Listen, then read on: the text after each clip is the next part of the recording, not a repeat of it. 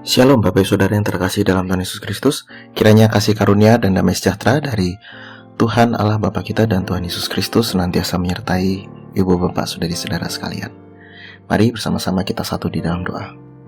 Ya Tuhan, pada saat ini kami bersyukur kepadamu oleh karena anugerah penyertaan Tuhan, kami dapat merasakan cinta kasih Tuhan lewat nafas kehidupan kami, lewat segala sesuatu yang tersedia dalam hidup kami. Dan kami bersyukur ya Tuhan, pagi hari ini Engkau memberikan kami waktu untuk kami bersekutu dengan Engkau, mendengarkan, merenungkan firman-Mu. Mari Tuhan memberkati, sehingga firman-Mu menjadi penolong, peneguh, penuntun hidup kami, memberikan kami hikmat untuk kami bisa melakukan kehidupan kami seturut dan sesuai dengan kehendak Tuhan. Inilah Tuhan, doa kami, dalam nama Yesus kami berdoa. Amin. Ibu bapak, saudara-saudara yang dikasihi Tuhan, bacaan kita pada saat ini diambil dari Matius pasal 4 ayat 19 dan 20. Matius pasal 4 ayat 19 dan 20 yang demikian firman Tuhan. Yesus berkata kepada mereka, "Mari ikutlah aku, dan kamu akan kujadikan penjala manusia." Lalu mereka pun segera meninggalkan jalannya dan mengikuti Dia. Demikianlah firman Tuhan. Ibu bapak saudari-saudara yang terkasih dalam Tuhan Yesus Kristus, judul perenungan kita pada saat ini adalah mengikut Yesus. Ibu bapak saudari-saudara, kalimat ajakan Yesus, "Mari ikutlah aku," itu mengubah hidup ke-12 orang Galilea yang kemudian disebut sebagai murid-murid Yesus. Dan tidak hanya 12 orang itu saja, tapi juga banyak orang di dunia ini. Tapi pertanyaannya adalah, apa maksud dari ajakan Yesus itu? Ibu bapak saudara-saudara yang terkasih dalam Tuhan Yesus Kristus, ada dua kata yang dipakai dalam kedua ayat tersebut, yaitu deute opisomo, yang berarti marilah di belakangku atau berjalanlah di belakangku, dan ayat 20 menggunakan kata ekolotesan yang berarti mengikuti. Ajakan Tuhan Yesus, "Mari ikutlah aku," ini memiliki makna yang khusus. Artinya bahwa Yesus mengajak, memanggil para murid untuk berjalan di belakang Yesus. Apa maksudnya berjalan di belakang Yesus? Ini adalah filosofi guru dan murid, bahwa guru itu berjalan di depan menjadi panutan, sedangkan murid itu berjalan di belakang sang guru.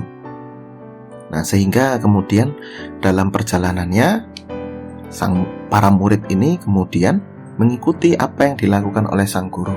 Dan sang guru inilah yang kemudian ada di depan, menjadi pemimpin. Mengikuti dari belakang menjadi seorang murid, ini juga artinya adalah menaati, mengasihi, bahkan juga menyerahkan diri, mengabdikan diri kepada orang yang ada di depan dengan segala akibatnya. Nah, dari sini kemudian kita bisa tahu bahwa mari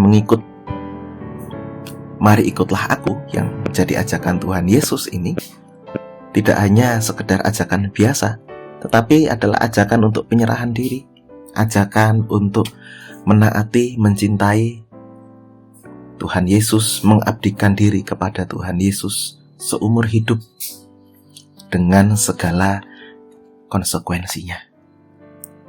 Ibu bapak saudari-saudara yang dikasihi Tuhan Yesus Kristus, di masa Advent ini sekali lagi, khususnya di minggu Advent pertama ini, sekali lagi kita diingatkan bahwa kita perlu untuk memiliki pengharapan tentang perdamaian, pengharapan tentang damai sejahtera yang hadir dalam hidup kita, pengharapan tentang keadilan dan kebaikan. Tapi juga di sisi lain kita juga perlu memiliki sikap penyerahan diri, berharap, dan juga menyerahkan diri. Menyerahkan diri kepada Tuhan sehingga hidup kita memang bukan lagi milik kita, tapi adalah milik Tuhan.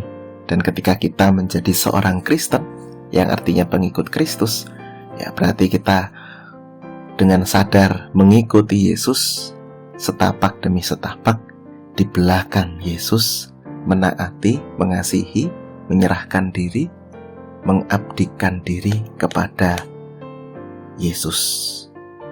Selamat mengikuti Tuhan Yesus. Selamat mengisi Advent yang pertama ini dengan harapan dan penyerahan diri. Amin. Kita berdoa. Ya Tuhan, kami bersyukur atas berkat-Mu. Melalui firman Tuhan pada saat ini kami kembali diingatkan bahwa kami adalah orang-orang yang mengikuti Engkau, orang-orang yang percaya kami adalah murid-murid-Mu.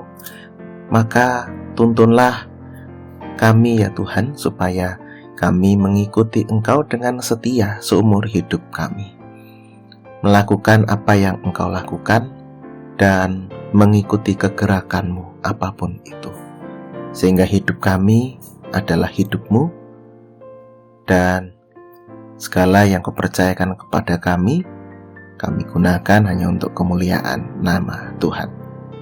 Inilah doa kami Tuhan, dalam nama Yesus kami berdoa. Amin. Kiranya kasih karunia dan damai sejahtera dari Tuhan Allah Bapa kita dan Tuhan Yesus Kristus serta persekutuan dengan Roh Kudus senantiasa menyertai saudara sekalian. Amin.